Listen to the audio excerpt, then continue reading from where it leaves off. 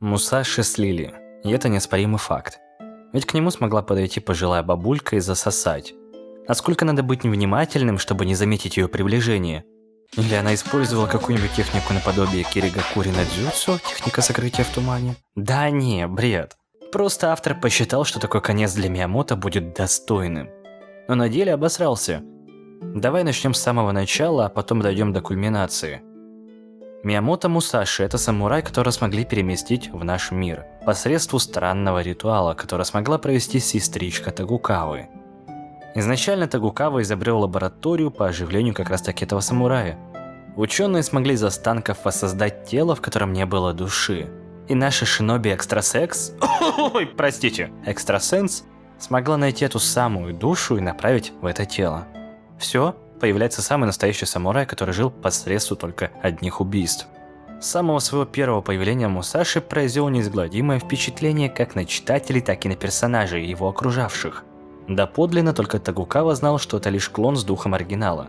Но каждый мастер и боец Байцабаки чувствовал нескончаемую энергию и зловещую ауру. Так что им не нужно было знать, настоящий он или нет. Мурашки на спине говорили о себе. Мусаши слился с мечом настолько, что каждый из его рук в сути также является мечом, готовым убить.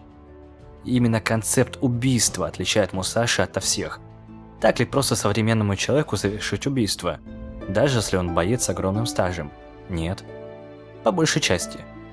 Почти каждый, помимо Ханаямы или Баки, кто сражался с ним, был в шоке. От того, почему Мусаши несерьезен или смеялся над их боевыми искусствами. Ответ прост. Для Мусаши это игрушка в руках ребенка. Да, карате, кэмп или просто удар может убить.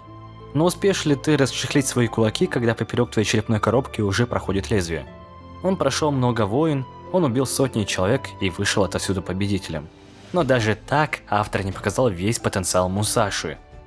Почти во всех боях он сражался играюще, как будто не использовал даже четверть своей силы. Его руки были продолжением меча, которыми он мог рубить, рубить и еще раз рубить. Однако того же Доппу не получилось разрубить. Каратист тупо затанчил меч лицом. С другой стороны, он смог разрубить Рэдсу, который использовал Шаори по максимуму. Логики, конечно, в этом нет, но я предполагаю, урон должен был нанестись Доппе куда существеннее. Также можно взять в пример Ханаяму, которого не мог разрубить Мусаши, из-за того, что кости были крепче удара Миямото. Раз автор добавил такого персонажа, маньяка, киллера, способного разрубить все на свете, то почему его занижают в таких аспектах? Чтобы не слили всех бойцов? Да. Иначе начнется много хейта, и лучше сделать самурая-дурачка, чем машину убийств. Конечно, я говорю это утрируя, но смысл понятен.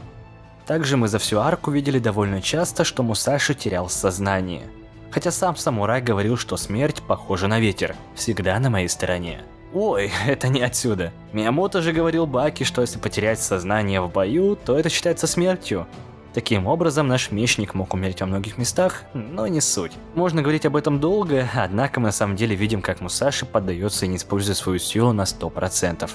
Он проиграл Матобе, который просто заранее подготовился. Бог Матобе, не такое может, скажете вы? Нет. Самураю просто было интересно, что ниндзя нашего времени сможет предпринять. Однако, такого тупого слева я не ожидал. Также вы помните, как он спалил Гаю, который преследовал его. А теперь смотрим на момент с бабкой, которая смогла приблизиться к нему и засосать его. Как он ее не заметил.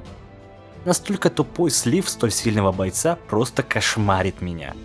Если автор хотел его нейтрализовать, ведь можно было сделать по-другому. Например, Баки смог бы обездвижить или нокаутировать на пару секунд. Но нет. Зачем это делать, если можно просто подкрасться за 0,000 там секунд, подпрыгнуть и прогнать душу из этого тела?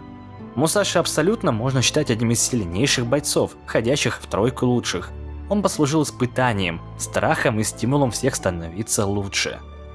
Они столкнулись лицом к лицу с тем, кто прошел через ад и покорил его. Он действительно силен. Однако автор местами очень сильно затупливал, как и с Джеком.